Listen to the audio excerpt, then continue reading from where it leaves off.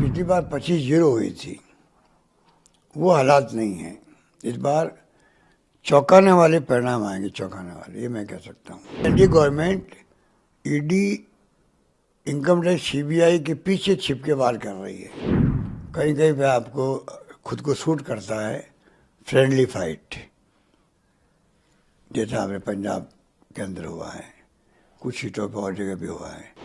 बजाय इसके कि बीजेपी जीत रहा है, तो इंडिया गठबंधन के 2 लोग लड़ रहे हैं आपस के अंदर भी, उनमें तो कोई जीत रहा है तो हमें छूट करता है। फ्रेंडली फाइट इसलिए हो रही है कि बीजेपी को रोको।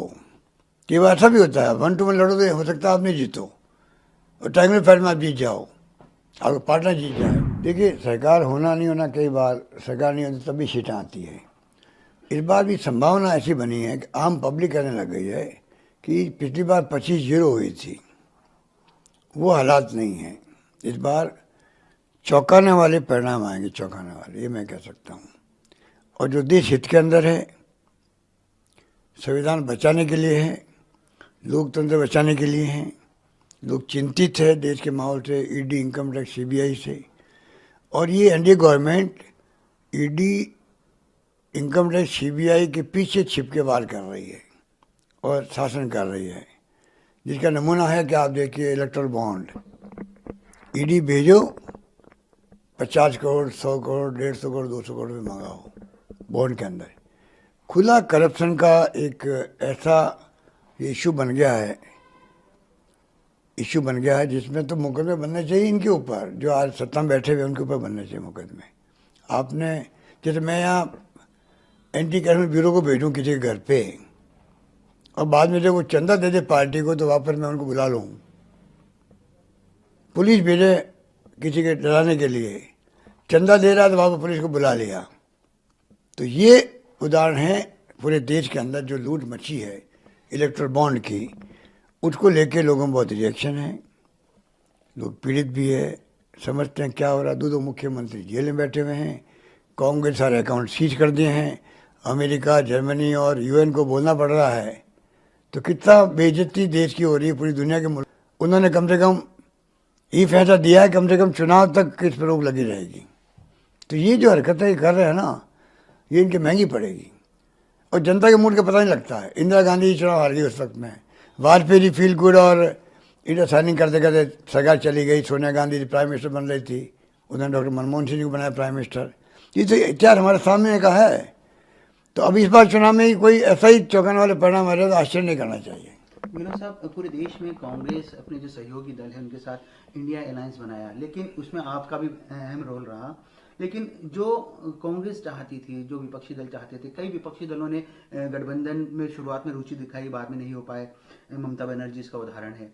तो अब ऐसी स्थिति में, क्योंकि जितनी मजबूती आप शुरुआत में लेकर चल रहे थे, उतनी मजबूती गठबंधन को मिल नहीं पाई, तो आपको लगता है कि अब जो स्थिति, आज की स्थिति है, उस स्थिति में देश में जो चुनाव होने वाले हैं उसमें कुछ खास और अच्छा परफॉर्म हो पाएगा? जी बिल्कुल। देखिए, थोड़ा आप लोगों को कन्फ्यूजन है। गठबंधन में ऐसा ही होता है, कहीं कहीं पे आपको खुद को सूट करता है फ्रेंडली फाइट, जैसा हमारे पंजाब के अंदर हुआ है, कुछ सीटों पर और जगह भी हुआ है। तो ये डिपेंड करता है वहाँ की स्थिति क्या है, लोकल स्थिति क्या है। अल्टीमेटली तो इंडिया गठबंधन को फ़ायदा मिलना चाहिए। बजाय इसके कि बीजेपी जीत रहा है, तो इंडिया गठबंधन के 2 लोग लड़ रहे हैं आपस के अंदर भी, उनमें तो कोई जीत रहा है तो हमें छूट करता है। इसलिए इसमें कोई चिंता की बात नहीं होनी चाहिए। और बल्कि इंडिया गठबंधन के जो स्टेट थे, अच्छे ढंग से उनको डायलॉग करने के बाद में हमारे अधिकांश जगह पर समझौते हो गए, और जहाँ नहीं हुए हैं वहाँ फ्रेंडली फाइट इसलिए हो रही है कि बीजेपी को रोको। कई बार ऐसा भी होता है, 1 to 1 लड़ो तो हो सकता है आप नहीं जीतो, और ट्रायंगल फाइट में आप जीत जाओ, आपका पार्टनर जीत जाए। तो वो भी दृष्टिकोण ध्यान रखा गया। गिलो साहब, बात की जाए पूरे देश की, कई जगह, क्योंकि जब आप लोकसभा चुनाव आए तो चाहे राजस्थान हो या अन्य प्रदेश हो, हरियाणा, पंजाब, कांग्रेस के लीडर, कई अच्छे लीडर कांग्रेस पार्टी छोड़कर बीजेपी में शामिल हुए। अदला बदली दलों की हुई, कई नेताओं ने दल बदल लिए। यहाँ पर राजस्थान के भी कई बड़े लीडर थे जो आपकी पार्टी में मंत्री भी रह चुके हैं, महेंद्र सिंह मालवीय, लालचंद कटारिया। इसे किस तरह देखते हैं आप? मैं तो इसको ऐसा है, देखो, ये मैंने पहले मेरे अनुभव देख चुका हूँ।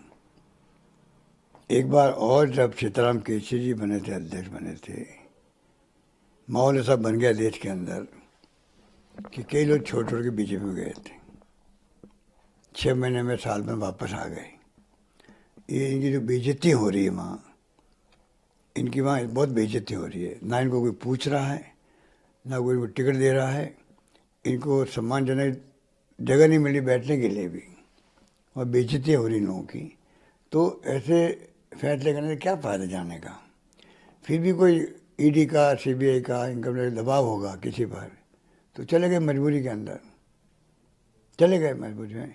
पर कांग्रेस इतना समुद्र है कि जो जाता है तो उसकी जगह भरने के लिए 50 लोग खड़े थे पीछे। मतलब नमस्कार, मैं हूं मानक गुप्ता।